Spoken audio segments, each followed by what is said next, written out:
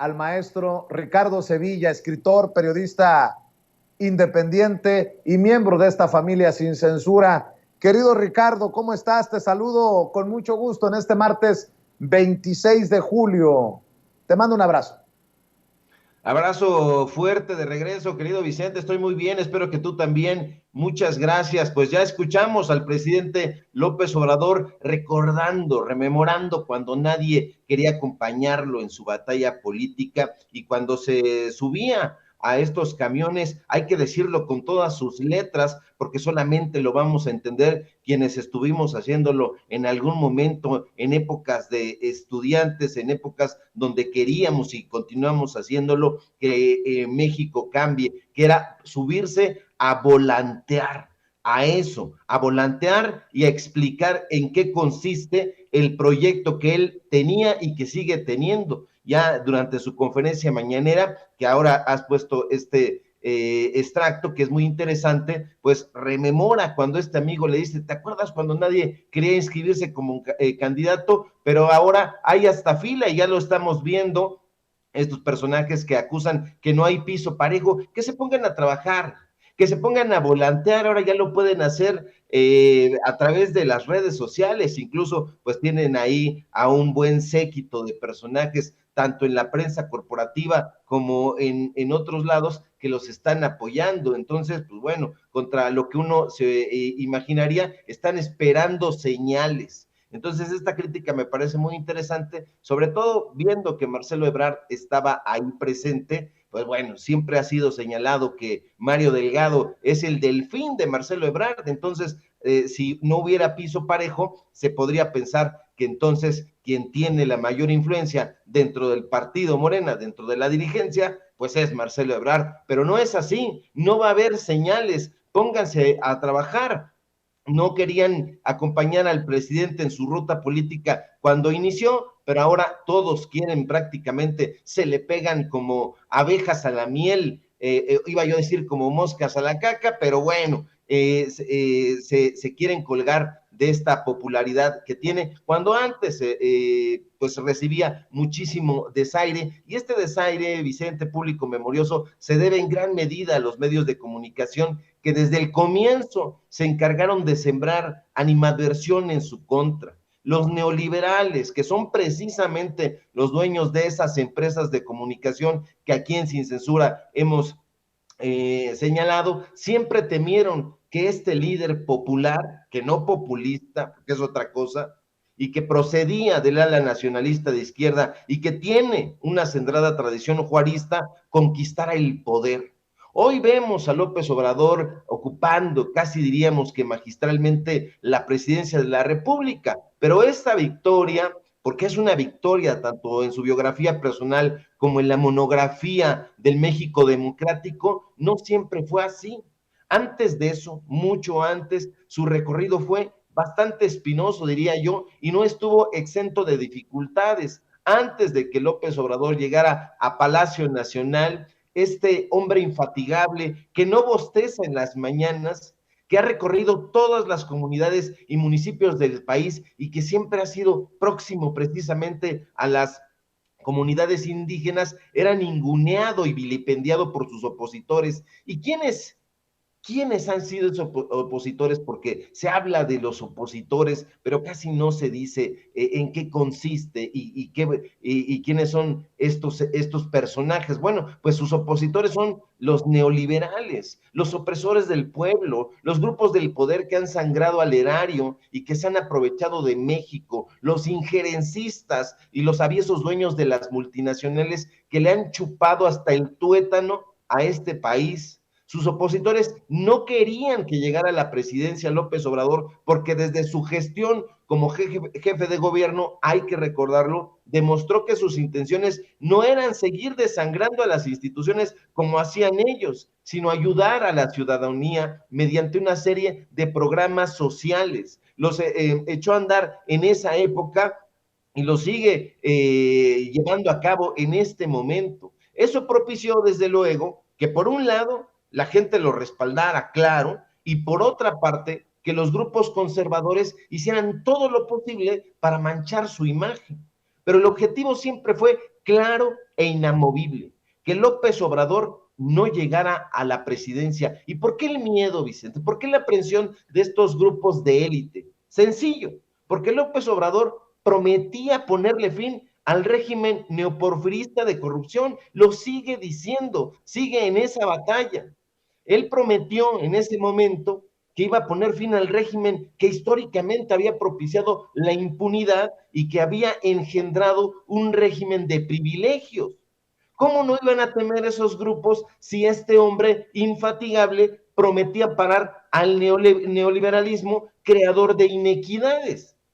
Ellos eran precisamente eso que Andrés Manuel acusaba. Y de ahí vino, porque esa es la génesis y se tiene que tener en cuenta todo lo que hasta hoy vemos y que padece López Obrador en los medios de comunicación corporativos, las acusaciones de extremista, los señalamientos de populista, las acusaciones de filochavista, las campañas de descrédito y de difamación en su contra. Pero hay un personaje central en toda esta trama de difamación público memorioso. Es Krause, Enrique Krause, este personaje desvergonzado que haciendo una defensa de Vicente Fox, ¿sí? Por más chusco que parezca, ha dicho una y otra vez que López Obrador convoca a los medios de comunicación como un gallo rijoso, así lo ha descrito, para sortear, según él, ingeniosamente las preguntas comprometedoras y lanzar certeros picotazos sobre, en ese momento, el presidente Fox, que a él le rendía pleitesía porque le daba bastante dinero, pero Krause,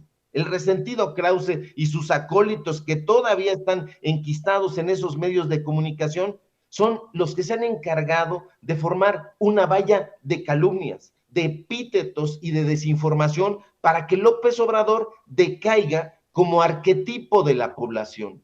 Pero es hora, Vicente, de hacer un retrato biográfico puntual de López Obrador, de este hombre que todas las mañanas se levanta muy temprano, se informa sobre la marcha del país que gobierna y ofrece a su vez informes detallados a comunicadores que no son siempre sagaces, hay que decirlo y lo hemos señalado, y que no son siempre empáticos con él. Pese a ello, este infatigable hombre de 68 años no ha abandonado sus deseos ni sus anhelos ni un día.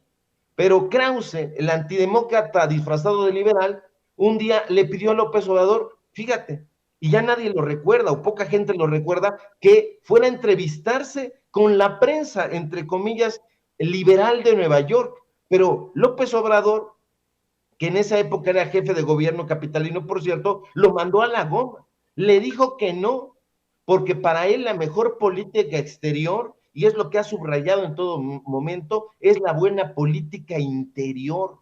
Pero Krause, que es la inspiración de estos intelectuales neoliberales, de estos periodistas de opereta, que son ahora acusadamente anti-López Obradorista, le han reprochado una y otra vez a López Obrador que voltea a mirar siempre hacia Tabasco. Hoy volvió a voltear López Obrador hacia Tabasco y a recordar esta génesis de su lucha. Pero es curioso y nefasto que un supuesto historiador, como presume serlo Krause, le recrimine a un hombre, a un personaje que mire hacia su tierra natal, hacia sus orígenes, y uno se pregunta, ¿qué chingados tendrá Krause contra Tabasco? Por cierto, Krause, te informo, se supone que eres historiador, Tabasco es cuna de la cultura madre de Mesoamérica, la cultura olmeca. ¿Qué animadversión tienes, Krause, contra Tabasco, que fue la puerta por donde entró la conquista española, que tanto celebras? Hay que recordarle a Krause, el dueño y director vitalicio de Letras Libres, que ahí desembarcó Cortés, que ahí conoció a la Malinche, hablando de malinchistas. Pero, ¿qué tiene que ver Krause realmente en la biografía política de López Obrador? Mucho, Vicente, mucho. Porque Krause es como la antítesis del presidente. Por eso, en varias ocasiones le ha dicho que, pues bueno, que es un Mesías tropical. En su momento, hay que recordarlo, en ese texto miserable que es el Mesías tropical, le dijo para herirlo que Tabasco no había dado un solo presidente en toda la historia de México.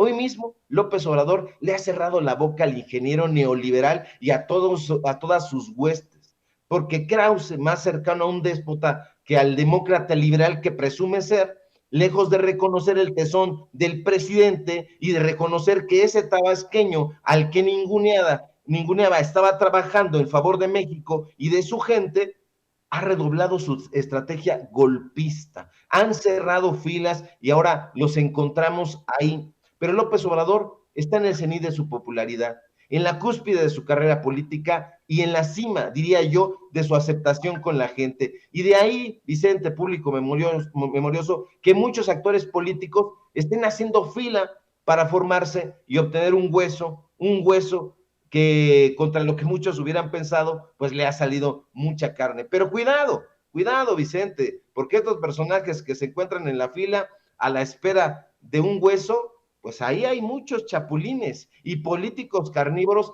que solo están ocasionalmente al lado de López Obrador, porque él representa, hay que decirlo, la aceptación y la victoria. Y vaya que si hay personajes que no quieren entender a López Obrador, sobre todo en el panismo, ¿no, Ricardo? Por ejemplo, Mariana Gómez del Campo. Muy buenos días desde un México en donde el presidente López financia la dictadura cubana a través de pagos millonarios para supuestos médicos cubanos. Increíble que AMLO y los suyos promuevan la esclavitud moderna y que solapen a los que tienen en la miseria a su pueblo.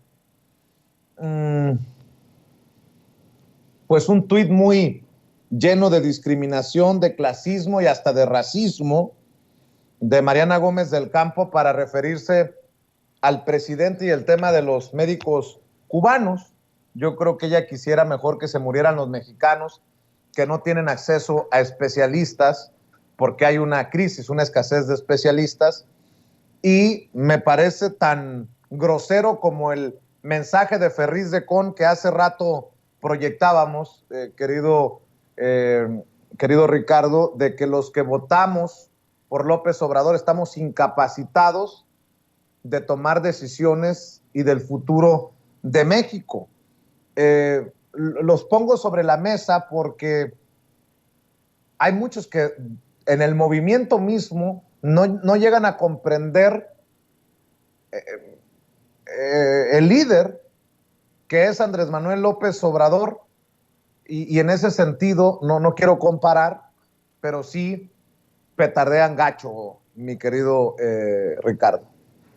Así es, fíjate que estos personajes son ahora sus referentes de opereta. En algún momento el PRI tuvo notables intelectuales que tenían una oscuridad tremenda, por supuesto, pero ahí encontrábamos a intelectuales de la talla de Carlos Fuentes, que fue echeverrista, por ejemplo. Teníamos a Octavio Paz, Premio Nobel de Literatura, en fin, personajes de esa talla, pero ahora están tan áridos de figuras notables que se tienen que recargar en estos personajes que están absolutamente desfasados, que no conocen la historia, que no conocen la política, que están ahí simple y llanamente por llegar a la audiencia de la manera que sea, y entonces estos políticos, estos empresarios, Claudio X González, Alejandro Ramírez, en fin, todas estas organizaciones los captan, les dan una lana para que hagan esta defensa. Entonces ahí tenemos a estos personajes que son prácticamente unos ignorantes en cuanto a temas económicos, temas de salud, temas políticos, temas sociales, temas literarios, temas históricos, etcétera, como Chumel Torres, que por ejemplo, pues es el hombre que atiza todas estos embates en contra del presidente López Obrador, pero que hemos invitado a un debate con datos duros para que platiquemos y para que ellos esgriman sus razones, si es que acaso las tienen, y que nosotros desde la prensa libre, desde la prensa combativa, hay que decirlo, en favor del pueblo, pues esgrimamos a nuestra vez todos estos recursos argumentales que nos llevaron a votar por López Obrador y a buscar este cambio, a buscar esta transformación, pero pues Mariana Gómez del Campo, como otros panistas, no están interesados en debatir, están interesados en acudir a estas mesas donde están los personajes, estos personajes que tienen una discusión, un debate a modo, pero que si los sacas de su zona de confort, no son capaces de esgrimir argumentos ni políticos, ni de gobierno, ni político, ni siquiera de política exterior. Entonces, hay que informárselo eso al público memorioso de Sin Censura para que esté muy atento, para que vea que de qué lado masca la iguana y que se dé cuenta simple y llanamente de quiénes son estos payasos. Deberían de estar ocupando una carpa de circo en lugar de estar aquí. Y bueno, pues la inspiración de ellos ha sido desde siempre el payaso Víctor Trujillo, que ya muy poco tiempo vive siendo Víctor Trujillo y que toda la vida se la ha pasado siendo un payaso de peluca verde, pero no vamos a dejar de estar haciendo estos matices, recordándole a la gente quiénes han sido estos personajes, de dónde vienen y hacia dónde van.